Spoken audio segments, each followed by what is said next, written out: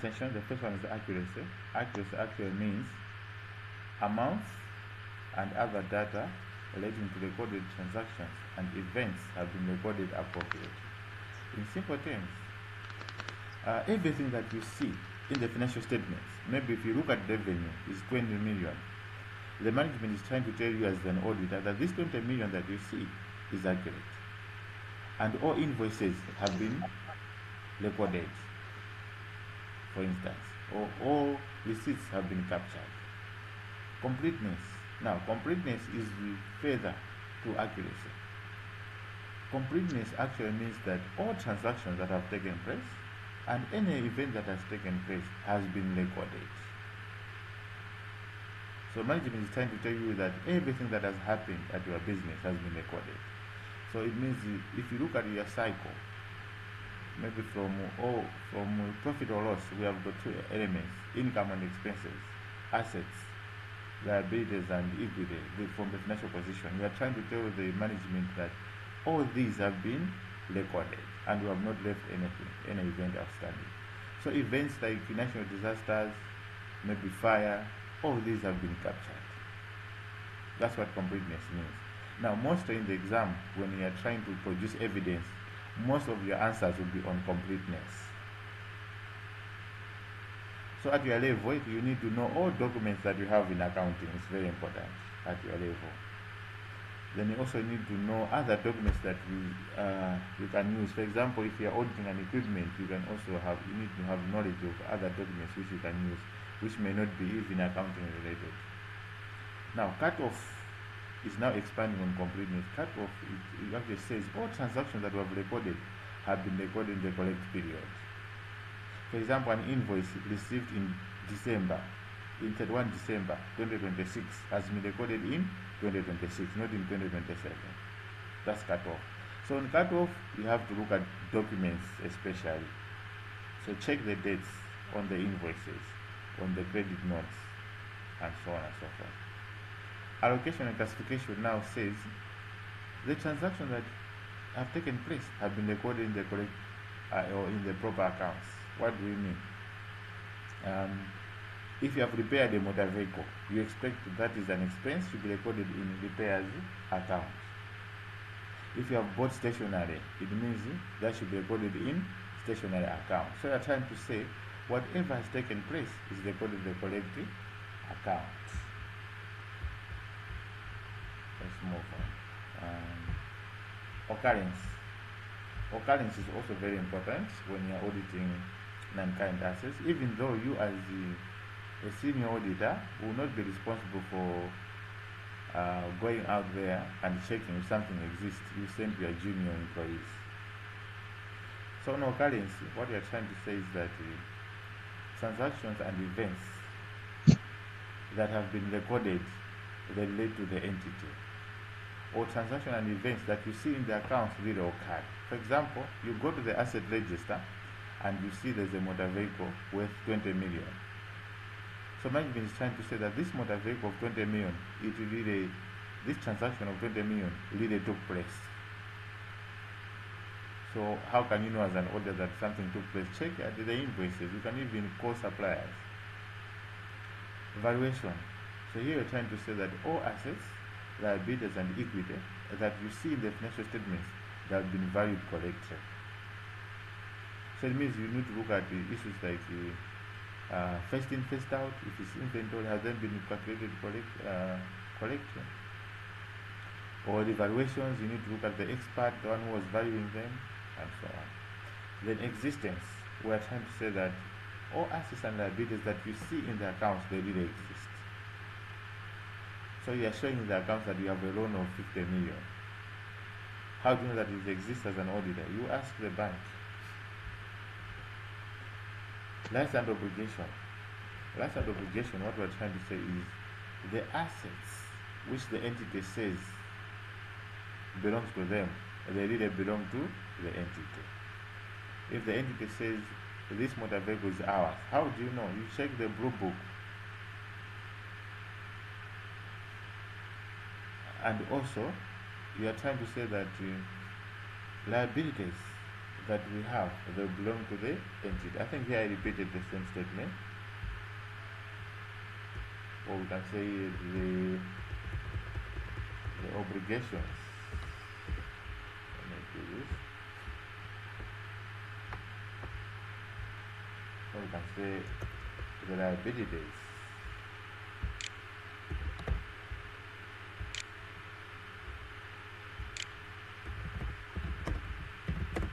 Obligations.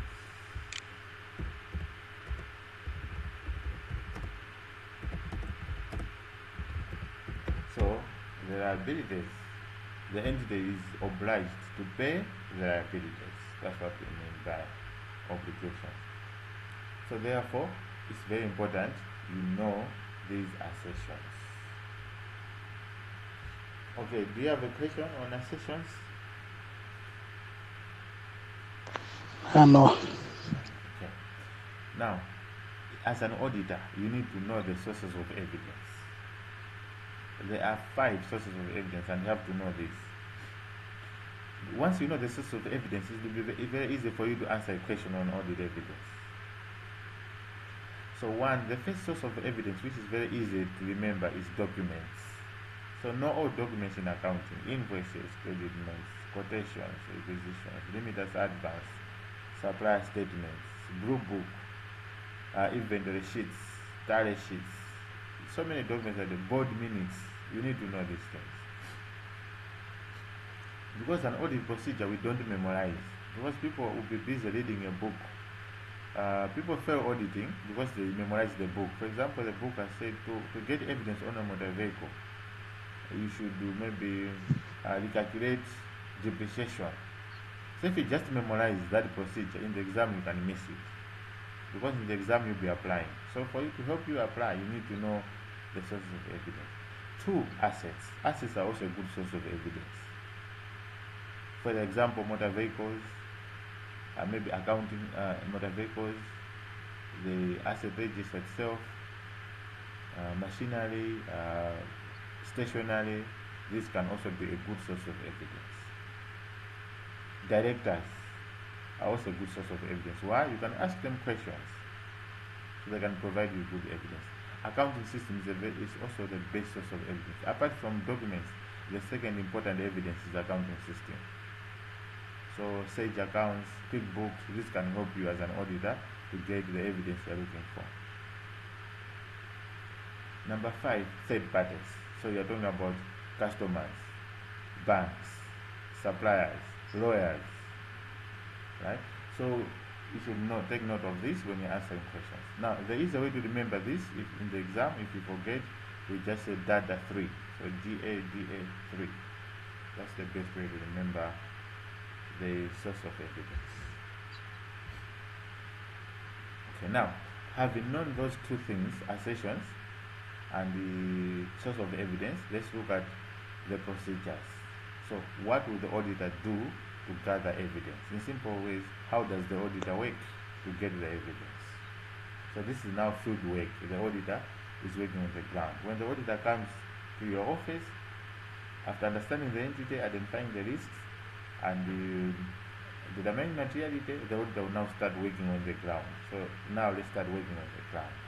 For you to work on the ground as an auditor, you need to know the 7 procedures. So this is the work that you'll be doing. So you can go for analytical. Some books call it as review. So instead of using the word analytical, you can say review. Review is another word. If you don't know to use analytical, or some people can call it as compare. They all mean the same thing. The second one is inquiry, or some people can call it as ask. Let me remove the ask, because inquiry and confirmation, they all mean ask. So inquiry mostly is when you're trying to ask questions to people or directors within the entity. Confirmation is when you're trying to ask somebody who is outside the organization and to confirm that what the management is saying is correct. The other one is inspection. Then we have observation. Then we have recalculation. And then we have the performance. So we should define these procedures in detail. There's no check. Alright, the examiner has said, your examiner has said some students are using check, which is not accepted. Because check it means auditing. It's general. So they say, how can you audit motor vehicles? And you say check group book. No, don't use the word check, but use inspect. Because check means auditing as a whole. So when you're saying check, it means you are talking about the whole all 7 procedures. So the word check does not make sense in auditing when you're trying to audit at your level. Okay, so let's start with analytical or review or compare. What does it mean? So analytical will involve evaluating and comparing financial or non-financial data for possible relationship. What do we mean? You are working at an accountant at a school, and you have calculated the receivables period, which is 30 days, or which is maybe 90 days. It has increased from 30 days to 90 days, so it has increased by 60. That is financial. Now, you ask yourself, why has this ratio increased? So you go and look for non-financial information. So non-financial information can be students are defaulting in fees payment, or students don't have money, or we enrolled students who are from poor families. You see, that's analytical. So you relate financial information with non-financial. Inquiry. Inquiry is when you're trying to seek information from your client staff, or sometimes you can go for external sources, but mostly it will be from your client staff. However, at your level, remember I've included a point. It says strength of evidence depends on the knowledge and integrity of source of information. For example, you're trying to audit a motor vehicle. As an auditor, you should not ask the watchman. Ask somebody who is knowledgeable. So when you're answering an audit evidence question at your level, avoid using the word inquiry unless the information where you're inquiring from, the person is knowledgeable and has good integrity. But don't just provide inquiry. Should be your last answer in your exam. It's not the best answer at your level. Confirmation. So confirmation is when you are getting a representation of information directly from a third party, or you are asking for a letter. The company says we are owing the bank 20 million. So you can write a bank confirmation letter to ask them, is it true that we are owing, this customer is owing you 20 million in debt? Inspection is the other important procedure where you can go for examining documents physically. So you can examine invoices, you can examine tangible assets, and you can also examine records to confirm existence. For example, records of inventory, you can check the worksheets. You can also check the asset registers. That's inspection. You can inspect, sorry, we should not use the word check, but you can inspect. Then observation. Observation involves watching a procedure or process being performed. So as people are performing the procedure, you as an auditor should also be present. If people are counting cash, you should go and watch them as they're counting cash. If people are counting inventory, go and watch them as they're counting inventory. Now, observation is very, very limited. Why is it limited? Because it only confirms that the procedure took place when the auditor was watching. So this procedure is only active when the auditor is watching. When the auditor is not present, then this is a useless procedure. So you should only use this procedure when you can be able to attend. For instance, you are auditing a company which keeps inventory, and that inventory is held in Japan, for instance, but you're in Malawi. You cannot use the word to say observe the counting of inventory. You cannot go there, for instance. So you should only use this procedure if you know that you can be available at the premises. Recalculation. So recalculation is checking the mathematical accuracy of a document or record.